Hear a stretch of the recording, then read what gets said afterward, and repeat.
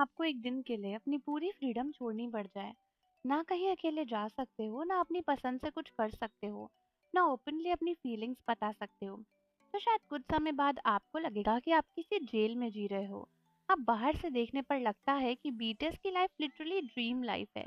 इतनी फेम, इतना पैसा, लग्जरी ब्रांड्स, कॉन्सर्ट्स, करोड़ों फैंस।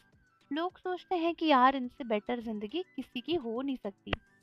लेकिन ऑनेस्टली अगर डीप में जाके देखा जाए तो आइडल लाइफ जितनी बाहर से ग्लैमरस दिखती है, अंदर से उतनी ही डिफिकल्ट भी होती है। और कई बार ऐसा लगता है कि ये फेम ही उनके लिए एक खूबसूरत जेल बन गया है, क्योंकि उनके पास सब कुछ है, बस फ्रीडम नहीं है।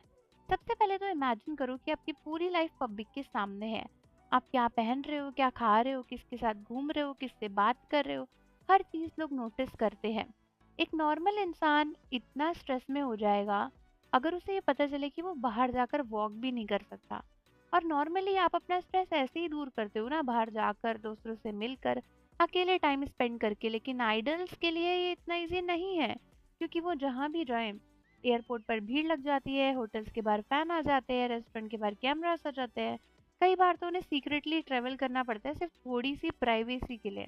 और इमेजिन करो आप कैजुअली कहीं कॉफी पीने भी जाओ और वहाँ लोग आपकी फोटोज लेना शुरू कर दे।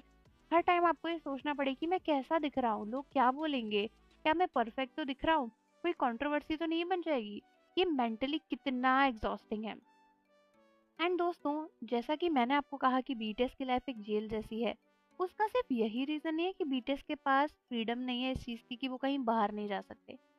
डेटिंग की बात करें अगर, अब ऑनेस्टली बोलो, एक नॉर्मल इंसान की तरह प्यार करना कौन नहीं चाहता। हर कोई चाहता है कि हम रोड पर अपने पार्टनर का हाथ पकड़ के घूमें, उन्हें गले लगाकर उनसे रोमांस करें, प्यारी प्यारी बातें करें, पानी के बगल में बैठे लोगों के भीड़ के बीच में हम एक दूसरे को देखते रहें। लेकिन आइडल्स के लिए डेटिंग भी बहुत बड़ा इशू बन जाता है। अगर किसी आइडल का डेटिंग रूमर भी निकल जाए तो इंटरनेट पर इतनी ज्यादा हल्ला होती है। एंड स्पेशली बीटीएस के कुछ फैन सपोर्ट करते हैं, लेकिन कुछ लोग ऐसे रिएक्ट करते हैं जैसे बहुत बड़ा गुनाह कर दिया है बीटीएस ने। कई बार तो बीटीएस को शायद सीक्रेट रिलेशनशिप भी मेंटेन करने पड़ते होंगे।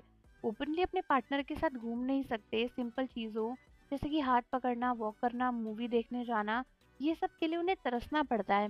और इमेजिन करो कि आपको हर समय अपने रिलेशनशिप को छुपाना पड़े क्योंकि करियर पर असर पड़ सकता है, तो ये कितना पेनफुल होगा। अब मैं बात करती हूँ उस चीज़ की जिसको लोग सबसे ज़्यादा एंजॉय करते हैं, वो है फूड।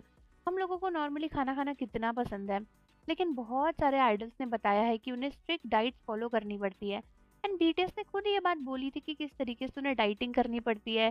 ट्रेनिंग के डेज में वो लोग दिन भर में एक बार खाना खाते थे क्योंकि उन्हें वेट लॉस करना होता था।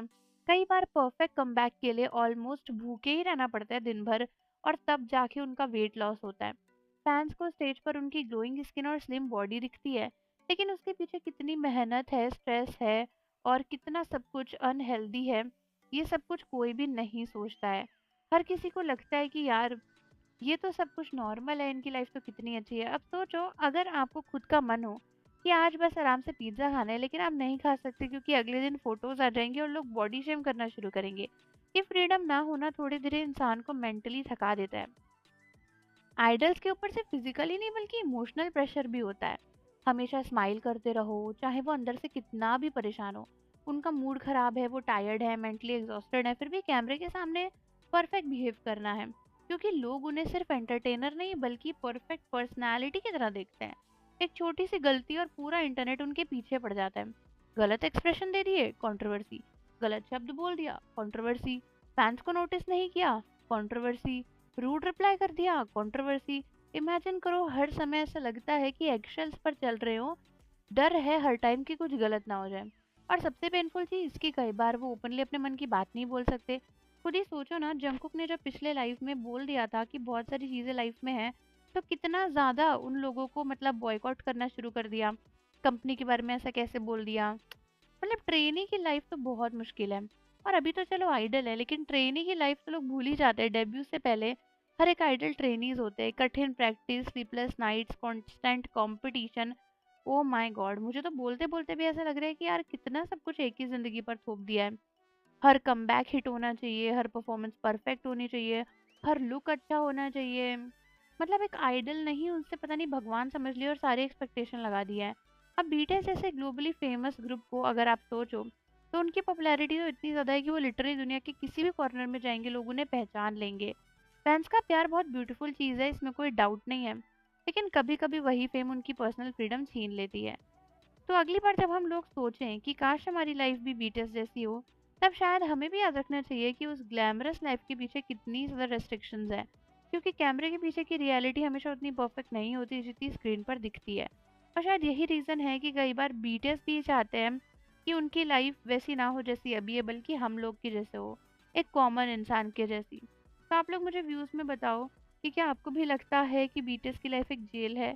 और जाने से पहले चैनल को सब्सक्राइब कर दो, बेल आइकन प्रेस कर दो। मिलते हैं आपसे अगली वीडियो के साथ।